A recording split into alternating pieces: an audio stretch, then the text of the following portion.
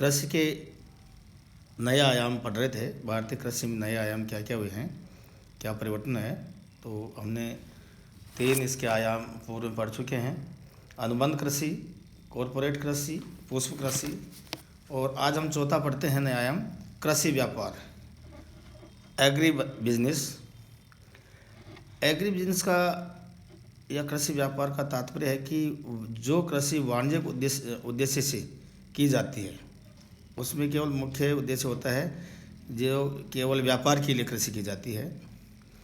जैसे संयुक्त राज्य अमेरिका व पश्चिमी यूरोप कृषि व्यापार और खाद्य प्रसंस्करण करने वाली कंपनियों द्वारा सेम को वास्तविक उत्पादन से संबद्ध करने के फलस्वरूप ये विकसित हुई है इस प्रकार की कृषि।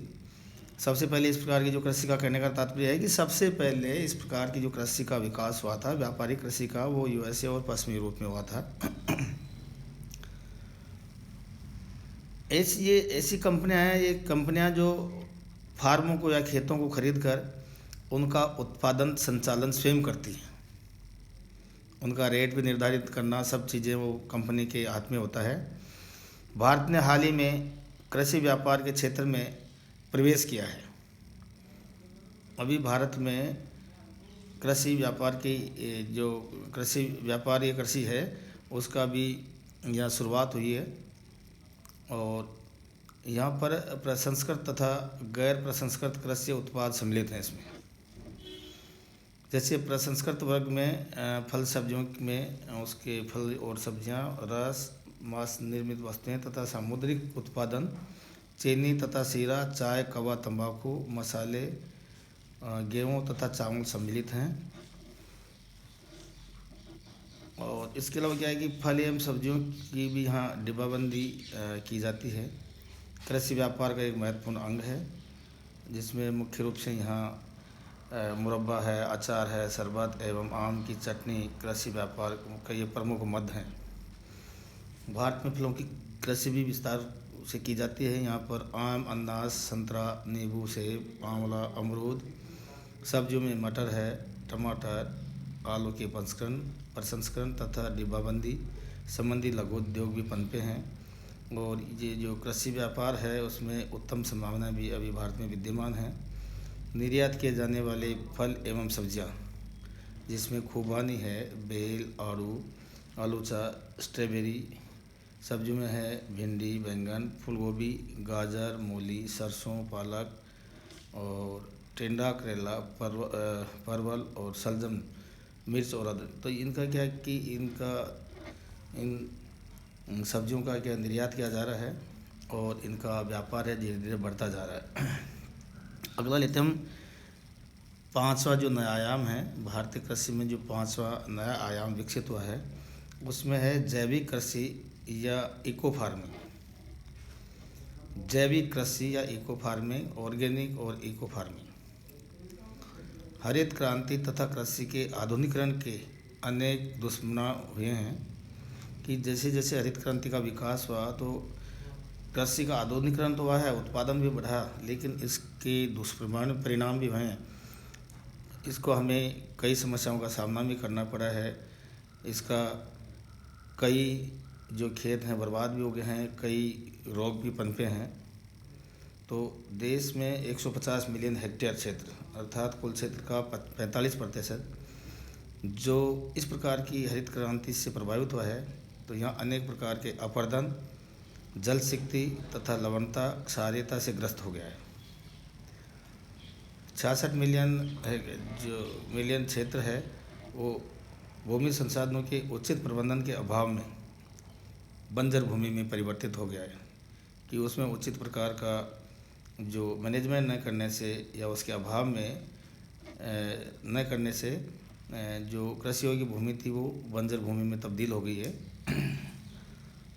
कई प्रकार के जो उर्वरक हैं तो और कीटनाशक जो दवाइयाँ हैं उनका अधिक प्रयोग करने से कई प्रकार के जल में कई प्रकार के प्रदूषण हैं, जिसमें जल प्रदूषण है जो स्वास्थ्य के लिए गंभीर संकट बन गया है। तो ये हमारे लिए क्या है कि जो हरित क्रांति का विकास हुआ तो हमारे लिए एक घातक भी सिद्ध हुआ है, क्योंकि जहरीली दवाएं फसलों में डालने से और मनुष्य द्वारा उसको उपभोग करने पर इसका बहुत बड़ा दुष्प्रभाव है। कई लोग तो क्या है कि इससे कुपोषण के शिकार भी हो गए और धीरे धीरे ये कुपोषण का जो प्रभाव है वो कई गुना बढ़ता गया है। इको फार्मिंग या जैविक कृषि एक विकल्प है कि इस प्रकार के जो रासायनिक उर्वरक हैं या पेस्टिसाइड्स हैं उनका बचाव करके हम केवल जो हमारी जो जैविक कृषि को अपनाते हैं तो ये बहुत ही अच्छा साबित होगा, लोगों के स्वास्थ्य के लिए भी अच्छा होगा और लोगों को शुद्ध खाद्य पदार्थ मिलेंगे। तो उच्च लागत उच्च उत्पादकता वाली जो हरित क्रांति थी तथा निम्न लागत निम्न उत्पादकता वाली जो परंपरागत कृषि दोनों का विकल्प प्रस्तुत करती है।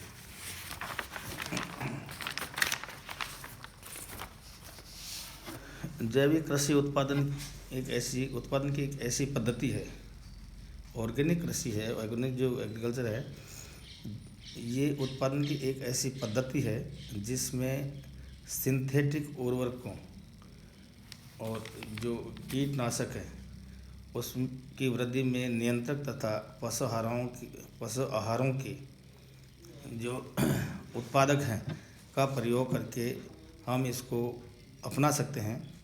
जैविक कृषि के तंत्र सस्यावर्तन, शस्य अवशेष, पशु खाद, अन्य जैविक अपशिष्ट, यांत्रिक कृषि, मृदा उत्पादकता बनाए रखने के लिए जैविक पीड़क नियंत्रणों का आदि पर आश्रित है।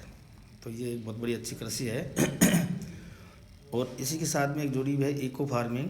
ये आर्थिक दृष्टि से लाभकारी होती है तथा इससे मिट्टी की प्राकृतिक उर्वरता में वृद्धि होने के कारण अधिक उपजें प्राप्त होती हैं।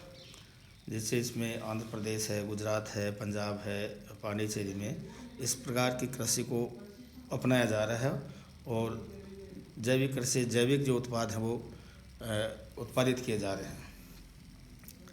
अब अगला हमारा जो नया आयाम है वो है शुष्क क्षेत्रीय कृषि, ड्राई लैंड फार्मिंग, कि भारत के अधिकांश भागों में जैसे पश्चिमी गुजरात और जो राजस्थान का हिस्सा उसमें और दक्षिण राज्य हैं उसमें अधिकांश क्षेत्र है वो शुष्क है।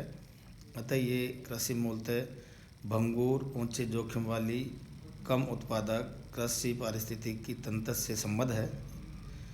ये वे कृषि क्षेत्र हैं जहां 75 सेंटीमीटर से कम वार्षिक वर्षा होती है और इस क्षेत्र का विस्तार है लगभग 31,700 9,000 हेक्टेयर भूमि पर, अर्थात देश की कुल कृषि क्षेत्र का 22% है, जिसमें 60% भाग राजस्थान में, 28% गुजरात में तथा शेष पंजाब, हरियाणा, महाराष्ट्र, आंध्र प्रदेश तथा कर्नाटक राज्यों में पाया जाता है। तो इस प्रकार की जो कृषि है शुष्क कृषि है ये राजस्थान, गुजरात, पंजाब, हरियाणा, महाराष्ट्र, आंध्र प्रदेश तथा कर्नाटक राज्य के कुछ क्षेत्रों में इस प्रकार की कृषि क्षेत्र पाए जाते हैं। इस क्षेत्र में वर्षा की अनिश्चितता, वर्षा समय पर नहीं होती है और कहीं अधिक तथा कहीं कम होती है, तो इसलिए ये क्षेत्र सूखे की चपेट में रहते हैं। शुष्क क्षेत्र की जो 72% जनसंख्या है कृषि पर निर्भर करती है कि इन शुष्क क्षेत्रों में जहाँ की 72% जो पॉपुलेशन है वो कृषि पर ही निर्भर है। जैसे वेस्टर्न राजस्थान का उदाहरण लें तो वहाँ पर केवल एक फसल ही बोई जाती है, वो भी केवल खरीफ की फसल, और उन लोगों का कृषि के अलावा मुख्य व्यवसाय पशुपालन है। तो अधिकांश लोगों का जो व्यवसाय है कृषि है और इस कृषि पर ही निर्भर करते हैं। तो इन क्षेत्रों में 50% भाग पर कृषि की जाती है। कम उत्पादकता के कारण इस क्षेत्र में देश का मात्र 2.41% खाद्यान्न उत्पादन होता है कि 72% जनसंख्या निर्भर है और ये 65% भाग पर कृषि की जाती है, लेकिन जो उत्पादन है खाद्यान्न का उत्पादन वो है 2.41 ही है। और इसमें जो मुख्य फसलें बोई जाती हैं शुष्क क्षेत्र में वो है ज्वार, बाजरा, मक्का, कपास, मूंगफली, दालें तथा तिलहन, ये प्रमुख फसलें हैं। कुछ क्षेत्रों में सिंचाई के द्वारा भी उत्पादित की जाती हैं। यहाँ इस क्षेत्र की जो समस्या है, भयंकर समस्या है, तो यह कि वर्षा की अनिश्चितता तथा कमी, वर्षा कभी समय पर नहीं होती है, होती भी तो वो कम होती है। दूसरी है कि जो मिट्टी है वो बलुई है, बालू मिट्टी है जिसमें पोषक तत्वों की कमी है। मृदा अपरदन बहुत तेज़ गति से होता है और जो उत्पादन प्रति हेक्टेयर है वो बहुत कम होता है। दूसरा है कि इन क्षेत्रों में जो कृषि निवेशक हैं वो अपना निवेश बहुत कम करते हैं। छठा है कि कृषि संबंधी जो मौलिक सुविधाओं की हैं वो भी यहाँ सुविधाएं उपलब्ध नहीं हो पा रही किसानों को। तो ये हमारे इस शुष्क क्षेत्र में कृषि की समस्याएं बनी हुई हैं। लेकिन सरकार द्वारा कई योजनाएं बनाई गई हैं शुष्क कृषि क्षेत्र के विकास के लिए। कई योजनाएं बनाई गई हैं, जैसे जिसमें 20 सूत्री कार्यक्रम, जिसके अंतर्गत सूक्ष्म जल विभाजक क्षेत्रों को चुना गया है, जिसमें लगभग 5000 क्षेत्र इसमें शामिल हैं। वर्षा जल के वैज्ञानिक प्रबंधन से लेकर भूमि विकास किया जाना चाहिए कि इसको साइंटिफिक जो मैनेजमेंट है वो किया जाना चाहिए। भूमि का विकास किया जाना चाहिए, वृक्षारोपण किया जाए और पशुधन को डेवलप किया जाए।